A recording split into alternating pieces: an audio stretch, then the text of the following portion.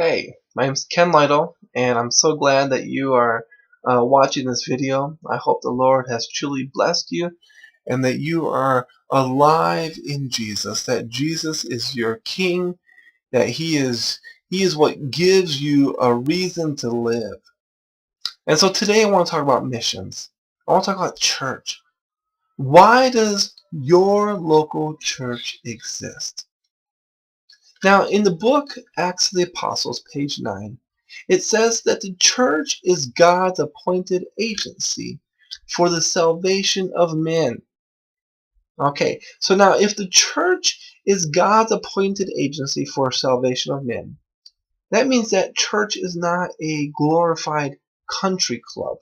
Okay, church is not a place where you just go, feel good, hang out with your friends, eat some good food, maybe hear a good message that tickles the ears. No, that's not what church is all about. Okay, church is God's appointed agency for the salvation of men. It was organized for service, and its mission is to carry the gospel to the world. That's why the local churches exist, to take the gospel into the local communities where the people are. Okay? In Acts of the Apostles, it continues. From the beginning, it was God's plan that through His church shall be reflected to the world His fullness and His sufficiency. The members of the church, that means you, me, the members of the church. Because remember, the church is not four walls.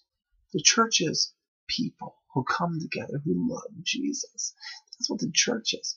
Who come together, who love Jesus, and will seek and save the lost like He did when He was here.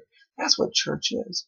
And those whom He has called, the church, those whom He has called out of darkness into His marvelous light, are to show forth His glory. The church is the repository of the riches of the grace of Christ. And through the church will eventually be made manifest even to the principalities and powers in heavenly places. The final and full display of the love of God will be made manifest. Okay? That's found in Ephesians 3 verse 10. This quote is in Acts of the Apostles, page 9. Your local church is for the mission to seek and to save the lost, the confused, the hurting, and broken people in your community who need hope, who need love, who need Jesus. And the only way that they're going to get Jesus or experience Jesus is through you. Everything your local church, I mean everything your local church does needs to be centered around sharing Jesus with the lost. The door greeter ministry needs to be about seeking and saving the lost. I mean, let's get our young men out in the parking lots, give them an orange vest, and let them greet people as they come in. Get somebody standing by the road and just waving at people on Sabbath morning. Okay? Seeking and saving the lost. When people come in, visitors come in, direct them to the welcome center and kindly ask them, hey, can I get your name, your phone number, your email? We just want to send you a little card, a little thank you for coming to our church. It's about seeking and saving the lost. Okay? The Sabbath school classes need to be about seeking and saving the lost. This is not a time where Adventists come together to bash Christians from other faiths, people of different belief systems. Sabbath school needs to be about seeking and saving the lost for Jesus. The church services need to be alive and vibrant. Mix in some new songs in with the old songs, and have some testimonies and make it a service that's alive and vibrant for Jesus, that will attract people for the right reasons. The fellowship meal needs to be about seeking and saving the lost. The prayer meetings, the board meetings, Everything needs be about seeking and saving the lost. If any part, if any office, if any department is not about mission, then it needs to be restructured or it needs to be done away with. Get rid of it if it's not about seeking and saving the lost. If it's not about mission, if any part of your church is not about mission, then it is sucking the life out of your church. So the question is, how do we successfully evangelize our communities? This is a question that many churches ask. How do we successfully evangelize those in need of Jesus? How do we reach the lost for Jesus? In the book Ministry of Healing, it says that Christ's method alone will give true success in reaching the people. Not our methods, not the methods of the world, but Christ's methods alone will give true success in reaching the people. The Savior mingled with men as one who desired their good.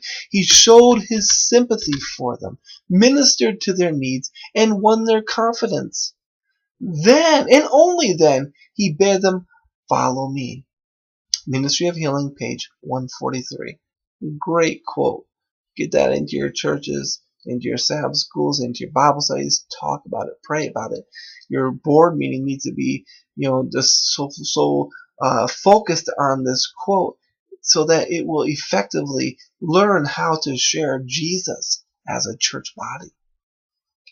Now, spending thousands of dollars, mass mailing, great little flyers into the community, and then holding a traditional series of meetings and making that the end game of your evangelism is not true evangelism. I mean, these flyers are great. I mean, don't get me wrong. I mean, here we have a nice flyer, Unsealing Revelation's Mysteries. Okay? Talk about end time things, about Daniel and Revelation.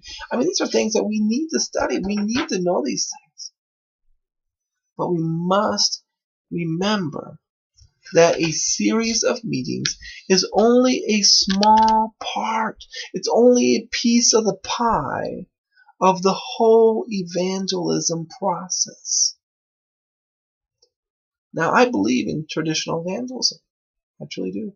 But we must make sure that it is surrounded by friendship evangelism. We are taught that we must first mingle with people. That means we need to get out into the community and get to know people, get to know the community leaders, get to know the volunteers, the volunteer firefighters, the police officers, the school officials. Get to know people. Make new friends. Once we have began to make new friends, we can then show sympathy for them as we share as they share their concerns with us. Allowing them to share their concerns with us will then give us the opportunity to minister to their needs. If they're hungry, feed them. If they're thirsty, give them something to drink. If they're lonely and broken, help them out. Find something, some resource in the community that will help them, that will better their lives, and put them in a position that they will then want to listen. Minister to their needs. This will then allow us to win their confidence, and when the time is right, we can then say, follow me. Follow me to a Bible study. Follow me to an evangelistic meeting. Follow me to church. And most of all, follow me to Jesus, to the foot of the cross. We need to be reflecting Jesus every moment that we interact with those around us, our co-workers, our neighbors, our family. The next question is, how do we place ourselves in a position to meet people looking for Jesus, to meet people who need help? Well, in the great book of Matthew, chapter 25, verse 31, it says that when Jesus, the Son of Man, comes in his glory, all the angels with him, then he shall sit on the throne of his glory. And all the nations shall be gathered before him, and he shall separate them one from another, as a shepherd divides the sheep from the goats. Okay? And indeed, he shall set the sheep on his right hand, but the goats on his left. Okay? I want to be on the right side with Jesus. Then the king shall say to those on his right hand, Come, come, blessed of my Father, inherit the kingdom prepared for you from the foundation of the world. For I was hungry, and you gave me food. I was thirsty, and you gave me drink. I was a stranger, and you took me in. I was naked, and you clothed me. I was sick, and you visited me. I was in prison, and you came to me. Then the righteous shall answer him, saying, Lord, when did we see you hungry? When did we see you and feed you, or see you thirsty and give you drink? When did we see you a stranger and took you in, or naked and clothed you? Or when did we see you sick or in prison and come to you? Then the king, talking about Jesus here, shall answer and say to them, Truly I say to you, inasmuch as you did it to the least of these my brothers, you have done it to me. I know for a fact that there are many people in our communities, in your community, in my community, who are hungry, thirsty, homeless, in need of clothes, sick, and in prison. People who are lonely, broken, and hurting, who need to experience the love of God through us. As we begin to meet these needs, we will then be able to win people's confidence and invite them to follow us to Jesus. I would like to challenge you to check out the Adventist Community Services Ministry of the General Conference. This is an Adventist ministry that is designed to meet the needs of people within our community. There's no reason to recreate the wheel when we already have a system, a plan in place. As the Spirit leads, let us prayerfully develop Adventist community service centers in neutral locations. I'm not talking about in the basement of some church where, some retirees are folding clothes and they may pass them out once a month. That's not what I'm talking about. I'm talking about, renting a storefront, an empty building that may need a little bit of work, fix it up, give it some fresh paint, a new carpet, and then have a place where people can come to every week for food and clothes, for meals, where they can come for counseling, parenting classes, financial classes, lifestyle guidance, a place where they can come for Bible studies and evangelistic series, and maybe even church come Sabbath morning, if that's where they feel comfortable. We need to place these community centers in communities where people are hurting and broken, not out in the rich suburbs, but in the community where the people are who need the assistance, who need the help. Now, you can go to the website www.communityservices.org. Okay? 2 words. communityservices.org. And there you can then see a strategic plan and ideas of how we can use Adventist Community Services to meet the needs of those within our communities. Remember, church is not about a country club mentality. It is about a mission. It's not about feeling good, eating some good food, hearing a nice message that tickles the ear. It's about mission. It's about gathering together to prayerfully decide and plan how we are going to impact the world for Jesus, to share Jesus to those who are hurting, broken, and lonely. Hey, let me know if I can help you come up with a strategic plan on how your church is going to impact your community for Jesus.